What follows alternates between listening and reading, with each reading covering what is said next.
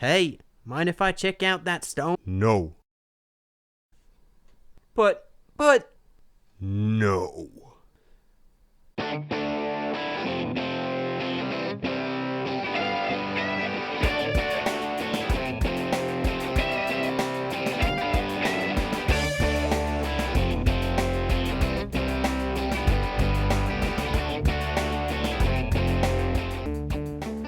Hello everyone and welcome to the recent review. Today we're looking over set number 70779, Protector of Stone. The set contains approximately 67 pieces, was released in early 2015, and at time of release was approximately $10. Well, as we can see, we have the return of Burnt Orange, something we haven't seen since Hookie from 2001, at least to my knowledge.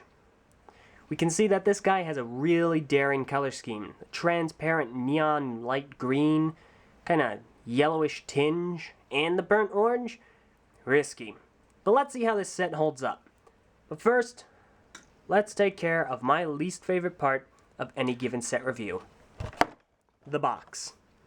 It's a box, protective stone, information, on the back, functions, mask, combination model, almost hexagonal shape, flimsy.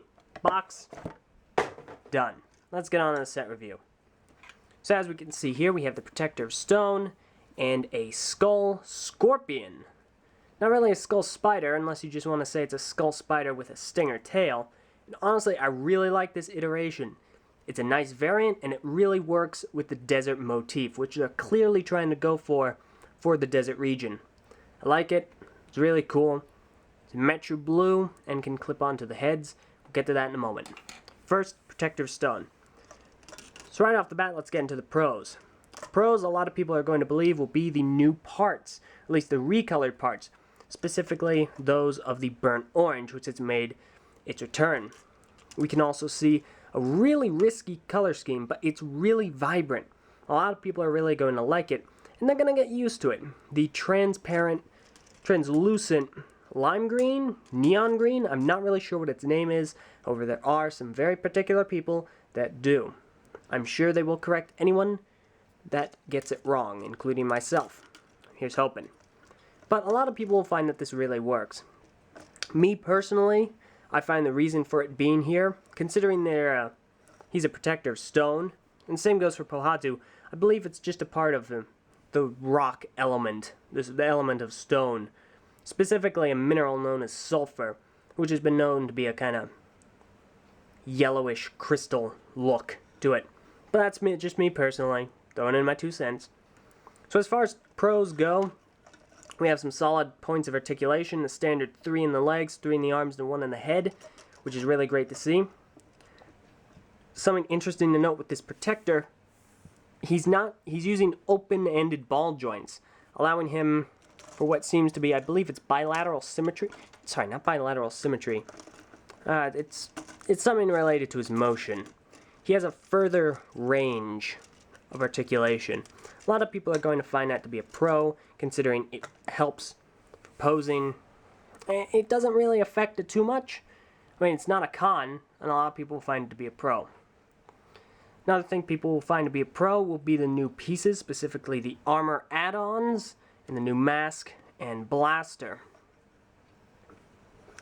Another pro would be his color scheme, which, aside from being quite unique, is also very consistent, being comprised of the burnt orange, the trans neon light green, and silver and gray, and a little bit of black as well. Interestingly enough, he has blue eyes instead of light green. Another pro people will find will be the functions, and he has 2 primary functions, aside from his articulation. The first being, if you slam down on the eye stalk here, the mask should fly off. Speaking of which, the mask is another pro a lot of people are probably going to have, being a nice meld of the burnt orange and a neon lime green. Keep in mind, on the screen it looks very yellow. That's because of the lighting and the white background behind it. But in person it's going to have a lot more of a greenish tint. And at first that may be a little bit off-putting to some, but you really do grow used to it. And on camera, it looks stunning.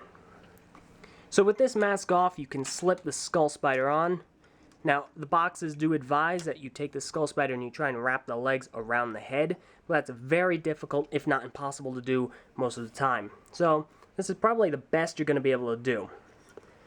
Now, you should be able to knock the skull spider off by hitting the back of the head, but if not, just take it off with your hands. It's a lot easier. It'll save you a lot of trouble. So a lot of people are going to find that to be a definite pro. Get your mask on there. Second pro would be his blaster. As we can see here, it's a large staff. It's actually a fairly solid construction. It surprised me. It's one of the more complex of the blaster integrations. So as we can see here, we've got 6 studs right in here. And if you turn this gear here, I'm going to actually try and shoot this into my hand. Fires seamlessly. Very powerful. And works flawlessly. No concern for jams, no nothing. The set comes with 7 extra studs, so if you do lose some, and you will lose some, then you have some replacements. So that's nice to see. So a lot of people are going to consider those to be definite pros.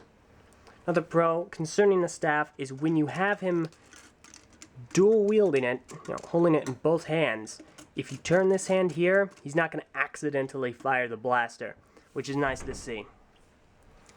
But that pretty much settles all the pros, at least the ones that I can tell right off the bat. If there's anything I missed, please let me know. Let's get into a little bit of the cons. What makes a set a little bit less worth getting? So right off the bat, not a lot of people are going to like this color scheme. It's going to take a lot of getting used to. It's very risky. You have what seems to be a very rarely seen color mixed with a very bright color, and a very unusual one, especially for the stone element. Now, if you go with the sulfur theory, it makes a little bit more sense, it makes it easier to adjust to, but if you're thinking of it from like a standpoint of rocks and sand, it's very jarring, doesn't make a whole lot of sense. Not a lot of people are going to like his asymmetry. He's very asymmetrical, specifically having random spikes on one arm and an almost entirely metallic arm on the other side. Now, not a lot of people are going to like the CCBS system if you're very much a fan of the old Bionicle system from the last decade.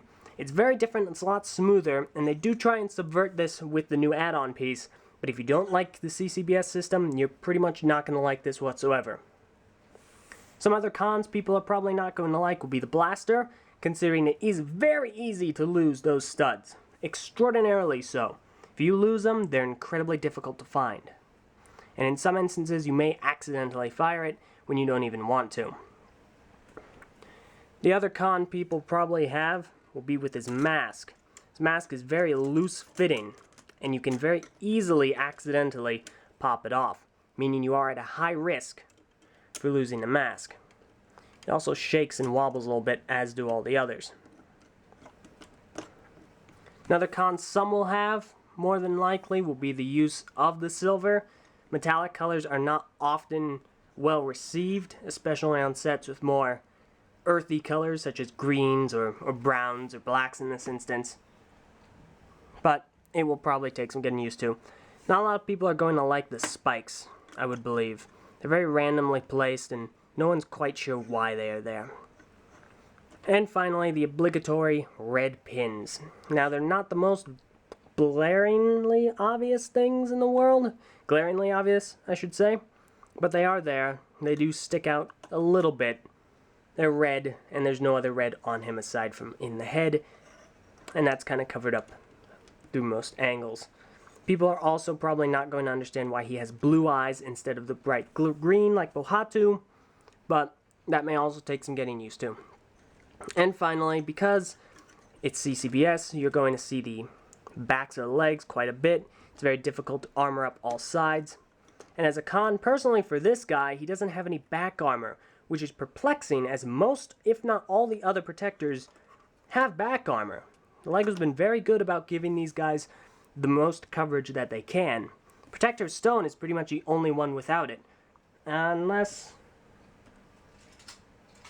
Protective Earth doesn't have any either, but that's because he has a Gatling gun on his chest. So that about sums it up. That is the majority of the pros and cons that I can think of right now. However, I may have missed some or misinterpreted some cons that some people may have. What do you guys think? Thank you all very much for watching this review. I hope you've enjoyed, and if there's anything you feel I missed, messed up on, or should have mentioned, please let me know either in the comments below or on the TTV message boards. Thank you all very much for watching, and I'll see you all next time.